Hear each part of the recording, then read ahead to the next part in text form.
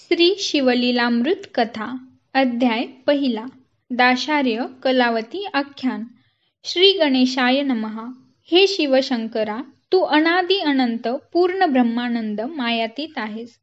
हे पुराण पुरुषा, तू अनंत रूपे धारण करतोस। तू जगतपती आहेस, तुला माझा नमस्कार असो।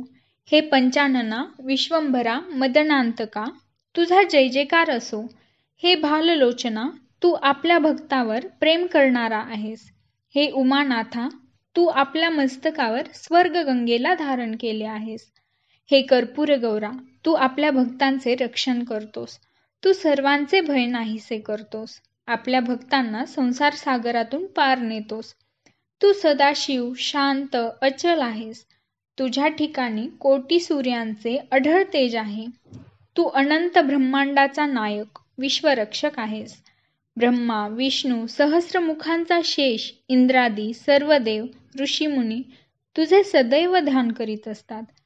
हे शिवशंकरा, ओंकार महाबळेश्वर, उज्जैनीचा महाकाल, सौराष्ट्र देशीचा सोमनाथ, श्रीशैल्य पर्वतावरील मल्लिकार्जुन, परळीचा वैजनाथ, भीमाशंकर, दारुकावनातील नागेश, गौतमी तीरावरील त्र्यंबकेश्वर, हिमालयातील केदारनाथ, वाराणसीतील विश्वनाथ, सेतुबंधस्थित रामेश्वर ही सर्व तुझीच रूपे आहेत।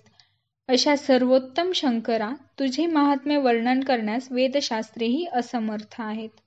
मेरू पर्वतासह पृथ्वीचे वजन करण्यास तराजू कुठला आणावयाचा, किंवा सगळे आकाश कशात साठवून ठेवावयाचे। पृथ्वीवरील पाणी आणि वाळू मोजावयास माप कुठे मिळणार। पृथ्वीचा कागद, समुद्राची शाई व कल्पवृक्षाची लेखणी केली तरी शारदा देवी तुझे गुणवर्णन करू शकणार नाही। साक्षात वेदव्यास सुद्धा तुझे गुणवर्णन करू शकले नाहीत, तिथे माझ्यासारखा एक सामान्य मनुष्य तुझे वर्णन कसा करू शकेल।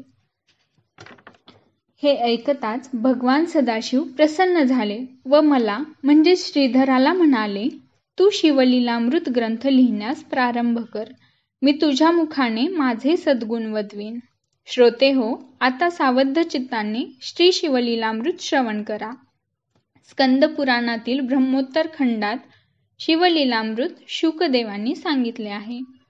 एकदा नैमिषारण्यात पुराणकार सुतांना शौनकादी ऋषी म्हणाले, तुम्ही अनेक पुराणे सांगितली आहेत, भगवान विष्णूच्या लीला वर्णिल्या आहेत।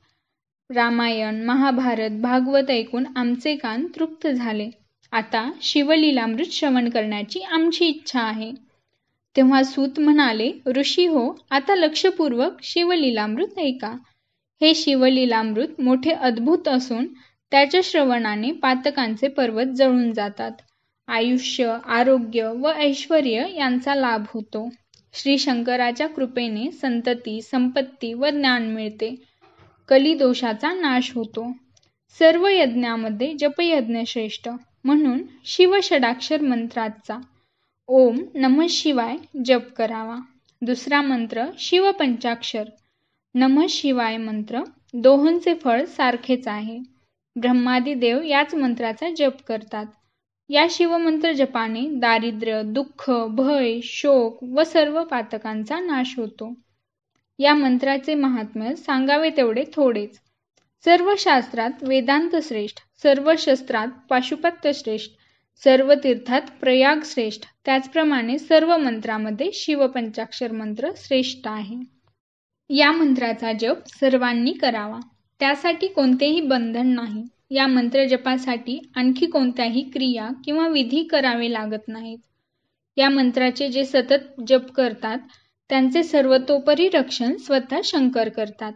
मात्र हा मंत्र आपणास माहीत असला तरी तो श्रेष्ठ पवित्र सद्गुरूकडूनच घ्यावा, त्यासाठी सद्गुरूला शरण जावे। या मंत्राचा जप पवित्र स्थळी गोकर्णादी तीर्थक्षेत्री शिवमंदिरात करावा, म्हणजे साक्षात्कार होतो। या संदर्भात एक प्राचीन कथा सांगतो, ती ऐका। पूर्वी मथुरेत यादव वंशात दाशार्य नावाचा एक थोर उदार व सुलक्षणी राजा होता। देशोदेशीचे मांडलिक राजे त्याच्या पुढे नतमस्तक होऊन त्याला करभार देत असत। त्याच्या राज्यातील प्रजाजन विद्वान ब्राह्मण त्यांचे सदैव कल्याण चिंतित असत। शुद्ध पक्षातील चंद्रकलाप्रमाणे त्याचे ऐश्वर्य वाढत होते। सदैव शुभ विचार करणारा तो राजा सर्वांचे इच्छा त्वरित पूर्ण करीत असे. अत्यंत पराक्रमी असलेला तो राजा 14 विद्या 64 कलांत अत्यंत निपुण होता. तो सामर्थ्याने परशुरामासारखा, युद्धभूमीवर प्रलयाग्नीसारखा होता. त्याची सेना प्रचंड होती. ती पाहून शत्रू चळचळा कापत. त्याच्या पत्नीचे नाव कलावती. ती काशी राजाची कन्या होती. मूर्तिमंत रूपलावण्य असलेली कलावती आपल्या नावाप्रमाणे सकल कला निपुण होती. ती भगवान शंकराची मोठी उपासक होती. एकदा दाशार्य राजाने कलावतीला आपल्या महालात येण्यासाठी निरोप पाठविला, परंतु ती राजाकडे गेलीच नाही. मग कलावतीच्या सौंदर्याने वेडा झालेला कामातुर दाशार्य राजा स्वतःच तिच्याकडे गेला व तिला म्हणाला, प्रिये, मी तुला बोलावणे पाठविले, तरी तू का बरे आली नाहीस? हे शुभांगी, मला आलिंगन दे. आपल्याला उत्तम पुत्र व्हावा असे तुला वाटत नाही का? राजाने असे विचारले असता कलावती स्मितहास्य करत म्हणाली, महाराज, मी शिवव्रत घेतले आहे. मी व्रतस्थ आहे. रोगस्थ, गर्भवती, ऋतुस्नात, व्रतस्थ, वृद्ध व अशक्त असलेल्या स्त्रीचा उपभोग घेऊ नये. पर्वकाळ, व्रतदिन नसेल तेव्हा स्त्री पुरुषांनी मोठ्या आनंदाने कामक्रीडेचा आनंद भोगावा, अशी शास्त्रांची आज्ञा आहे. कलावतीने असे सांगितले तरी राजावर काही परिणाम झाला नाही. तो कामातुर झाला होता. रतिसुखासाठी आसुसला होता. त्याने कलावतीच्या मनाविरुद्ध तिला जवळ ओढून भाऊपाशात घेतले. त्याच क्षणी एक अद्भुत घडले. तापलेल्या लोखंडाच्या खांबाला स्पर्श करताच जसा चटका बसतो त्याचप्रमाणे राजाचे अंग भाजले. राजा कलावतीला दूर लोटून म्हणाला, हा काय प्रकार आहे? मला सगळे सविस्तर सांग. कलावती म्हणाली, महाराज, रागावू नका. दुर्वास मुनी माझे गुरु आहेत. त्यांनी मला अत्यंत पवित्र असा शिवपंचाक्षरी नमः शिवाय मंत्र दिला आहे. त्या मंत्राचा मी सतत जप करीत असते. त्यामुळे माझे शरीर अत्यंत पवित्र पावन झाले आहे. तुमचे शरीर मात्र अनेक प्रकारच्या पापकर्मामुळे अपवित्र झाले आहे. तुम्ही अभक्षभक्षण, अपेयपान व परस्त्रीगमन केल्यामुळे तुमचे शरीर पापयुक्त अपवित्र झालेले आहे.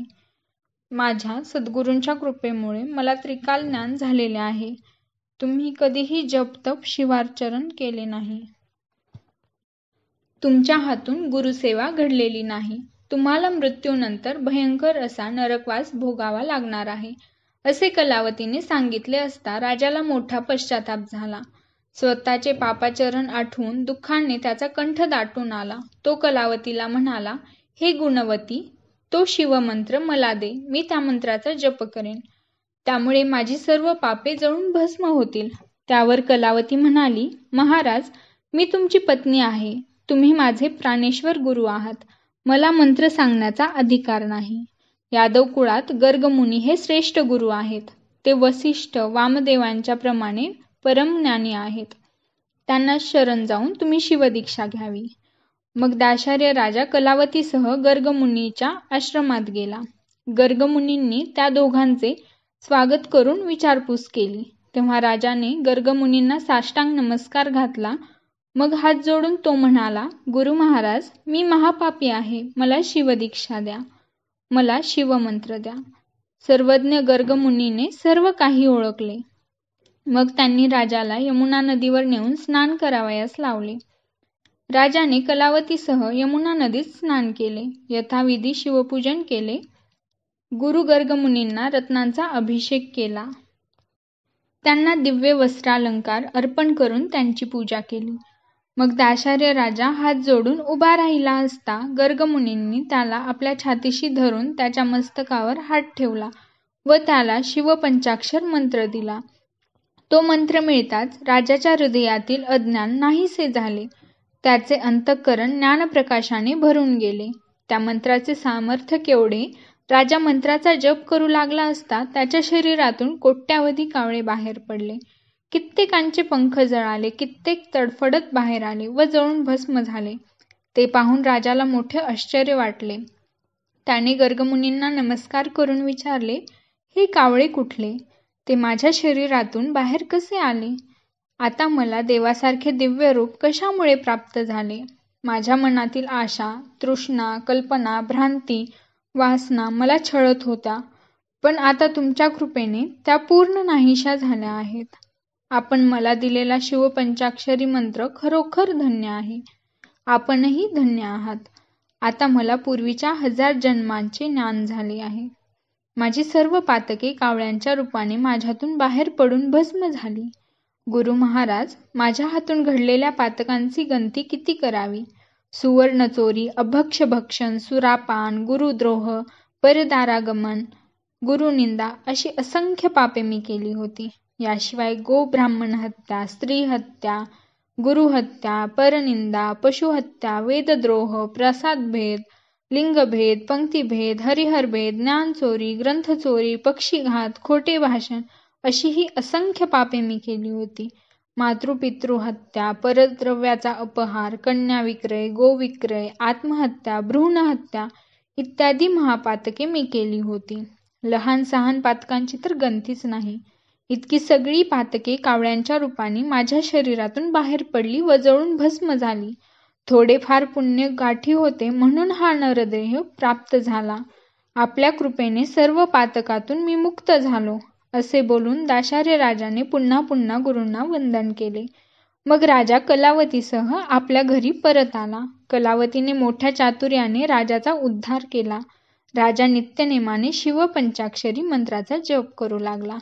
त्यामुळे त्याच्या राज्याची अधिकच भरभराट झाली. राज्यातील अतिवृष्टी, अनावृष्टी, रोगराई इत्यादी सर्व दोष नाहीसे झाले. राज्यात अकाली वैधव्य, अकाली मृत्यू, रोग इत्यादी वाईट गोष्टी नाहीशा झाल्या.